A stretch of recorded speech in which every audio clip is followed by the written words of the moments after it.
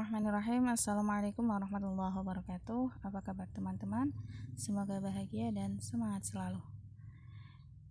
Kali ini kita akan membahas materi tentang pendekatan dan metode pendidikan dalam Al-Quran. Yang sebelumnya minggu kemarin kita UTS ya. Sebelum itu kita mengulas tentang tujuan dan materi pendidikan. Di sini, pendekatan dan metode pendidikan merupakan suatu hal yang niscaya yang tidak bisa dilepaskan dalam kegiatan pembelajaran. Nah, untuk itu kalian selaku calon-calon pendidik haruslah memahami betul ya bagaimana metode dan juga pendekatan dalam proses pembelajaran. Nah, nantinya bisa merujuk pada hasil riset ya para ahli maupun yang lebih esensi ya karena kita masuknya adalah ranah pendidikan Islam, maka kita merujuk pada Al-Qur'an dan hadis. Oke, langsung saja. Yang pertama, definisi pendekatan pendidikan. Pendekatan itu sejatinya apa sih? Pendekatan merupakan proses, cara dan perbuatan mendekati. Jadi cara mendekati. Kalau dalam pendidikan berarti dimaknai sebagai proses, cara, ya metode untuk mendekati kegiatan pendidikan. Jadi dalam kegiatan pendidikan ada langkah-langkah, ada trik-trik untuk mendekati sesuatu. Kalau dalam konteks ini berarti subjeknya adalah guru, ya ini melakukan pendekatan terhadap objek pendidikan, yakni terhadap siswa. Nah, dengan tujuan untuk apa? Ya tujuannya tentu saja untuk mencapai tujuan dari pendidikan. Ya, dengan tujuan mempermudah pelaksanaan kegiatan pendidikan. Jadi ketika subjek pendidikan melakukan pendekatan terhadap objek pendidikan, diharapkan objek pendidikan akan semakin mudah, akan tergugah untuk melaksanakan proses pembelajaran sehingga pembelajaran menjadi lebih efektif. Pendekatan pendidikan ini berfungsi sebagai cara pandang ya, atau alat bantu. Sementara untuk metode itu merupakan langkah-langkah operasional. Jadi kalau pendekatan itu bisa dimaknai sebagai cara atau metode yang masih bersifat ideologi ya atau bersifat di pemikiran, sementara untuk metode nanti adalah langkah-langkah operasional ya yang menjadi tangan panjang dari pendekatan tersebut. Kita masuk pendekatan pendidikan dalam Al-Qur'an. Ini tentu saja ada banyak sekali pendekatan ya, pendekatan pendidikan dalam Al-Qur'an khususnya yang relevan dengan penemuan-penemuan researcher saat ini. Ya, ada expository, kemudian ada SCL dan lain-lain. Nah, di sini secara umum pendekatan pendidikan itu ada dua macam. Yang pertama adalah teacher centered ya atau pembelajaran yang terpusat pada guru, dan yang kedua adalah student centered atau pembelajaran yang terpusat pada siswa. Nah, pendekatan yang pertama teacher centered di sini berarti pusat perhatian dalam proses pembelajaran itu lebih dominan terhadap guru. Jadi siswa lebih pasif. Nah, untuk itu jika memang guru menerapkan metode atau menerapkan pendekatan teacher centered ini, maka perlu diperhatikan ya kalau di dalam Al-Qur'an ini dijelaskan ya dalam Al-Maidah ayat 67 ini mengandung nilai bahwasanya seorang guru ini harus memiliki inisiatif untuk menyampaikan materi. Ya, inisiatif untuk menyampaikan materi secara jelas, secara jahar ya, secara keras, maksudnya keras suaranya dan secara detail. Nah, ini dalam Al-Maidah ayat 67 yang berbunyi ya ayyuhar rasulu balligh ma unzila ilaika mir rabbik. Ya, itu kurang lebih. Kemudian yang mengindikasikan adanya teacher centered ini juga termuat dalam atau termaktub dalam Al-A'raf ayat 204, yakni tentang perintah memperhatikan dengan sesama apa yang diperhatikan oleh guru, yang berbunyi wa idza quri'al qur'anu fastami'u lahu wa ansitu la'allakum turhamun. Jadi ketika dibacakan Al-Qur'an atau karena Al-Qur'an itu sebagai sumber ilmu, berarti ketika disampaikan ilmu oleh guru, maka perhatikanlah. Kemudian ada student center. Nah, kalau student center ini berarti pembelajaran yang terpusat pada siswa. Ya. Jadi dominasi dalam proses pembelajaran itu lebih banyak pada siswa. Biasanya student center ini sangat efektif diterapkan pada jenjang perguruan tinggi, ya seperti teman-teman ini. Namun untuk jenjang yang lebih rendah sebenarnya juga sudah sering diterapkan meskipun tidak secara total, ya. Jadi biasanya ada mix pendekatan ya antara teacher center dengan student center. Misalnya ceramah plus. Nah, ini kan kolaborasi antara dua pendekatan ini. Nah, yang pertama ada pendekatan akademik dan juga pendekatan spiritual. Ini termuat dalam Ali Imran ayat 159. Ya. Yang berbunyi fabima rahmatin minallahi liyantalahum.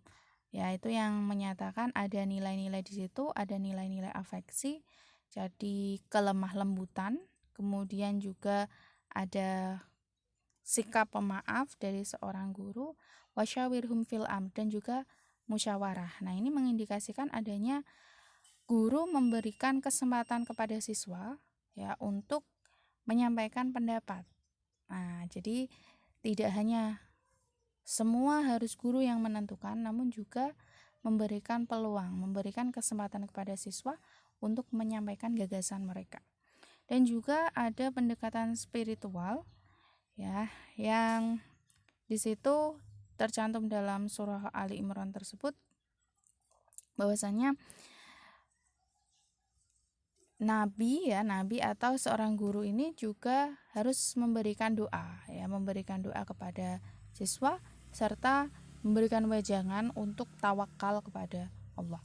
Selanjutnya ada pendekatan sosial empatik. Ini termaktub dalam At-Taubah ayat 128 sampai 129 yang berbunyi laqad ja'akum rasulun min anfusikum azizun 'alaihi ma 'anittum harisun 'alaikum bil mu'minina raufur rahim.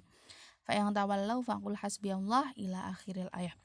Nah, di sini apa sih pendekatan sosial empatik yang termuat dalam surah At-Taubah ayat 128 sampai 129? Jadi di situ diceritakan tentang bagaimana kondisi sahabat pada masa itu. Mereka didera kesulitan, ya, mereka didera suatu hal yang berat lah yang menimpa diri mereka, dan Nabi merasa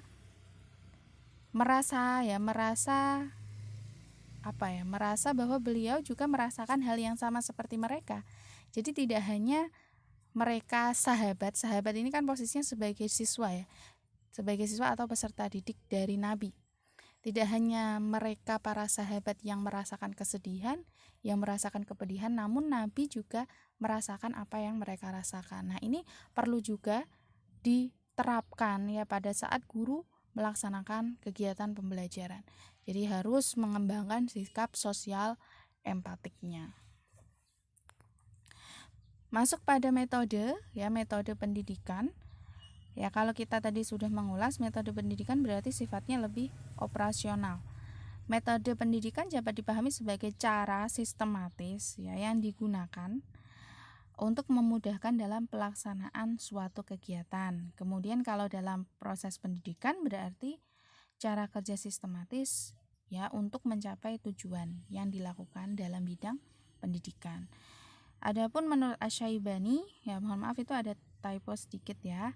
Kalau menurut Asy-Syaibani ya hampir sama, yakni segala kegiatan yang bersifat terarah dilakukan oleh guru untuk menentukan dalam hal penyajian materi, mengetahui perkembangan peserta didik, kondisi alamiah yang ada di sekitarnya, ya dengan tujuan untuk mencapai tujuan pendidikan yakni untuk transfer of knowledge dan juga adanya perubahan behavior atau perubahan tingkah laku dari siswa. Nah, di sini metode pendidikan dalam Al-Qur'an jenisnya sangat banyak ya, sangat banyak yang sudah dicontohkan, digambarkan dalam Al-Qur'an. Di sini diantaranya ada metode hikmah, metode mau'izah, dan metode mujadalah. Ini menjadi satu ya dalam satu ayat.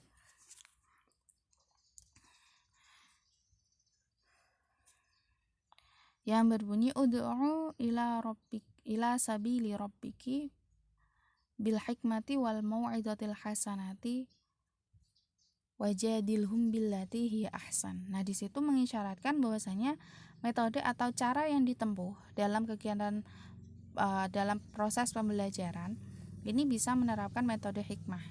Ya, metode hikmah ini bisa dengan cara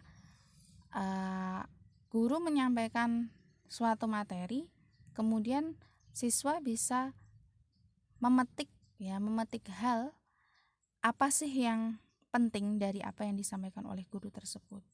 Metode hikmah. Kemudian metode mau'izah hasanah dengan nasihat-nasihat yang baik dari guru, atau dengan metode mujadalah. Metode mujadalah ini merupakan metode debate atau debat, diskusi.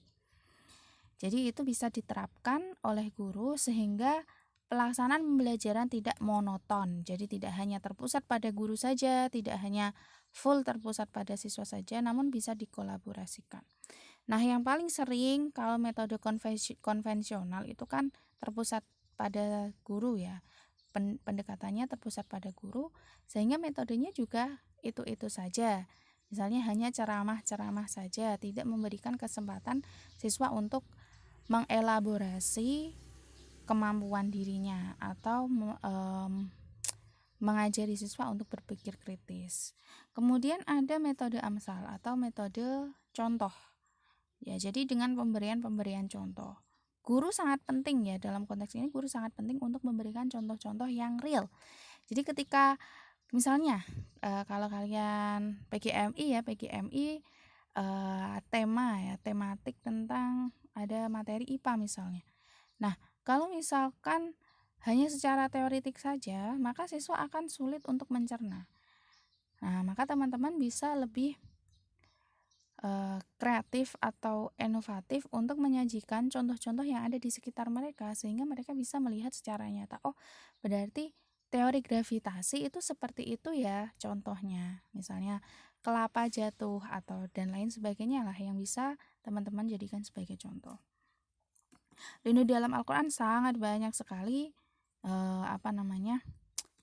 teknik amsal ini ya, metode amsal yang digunakan oleh Allah dalam ayat Al-Quran. Ada perumpamaan tentang orang yang beriman, orang yang berinfak, dan lain sebagainya. Kemudian ada metode qissah atau metode bercerita.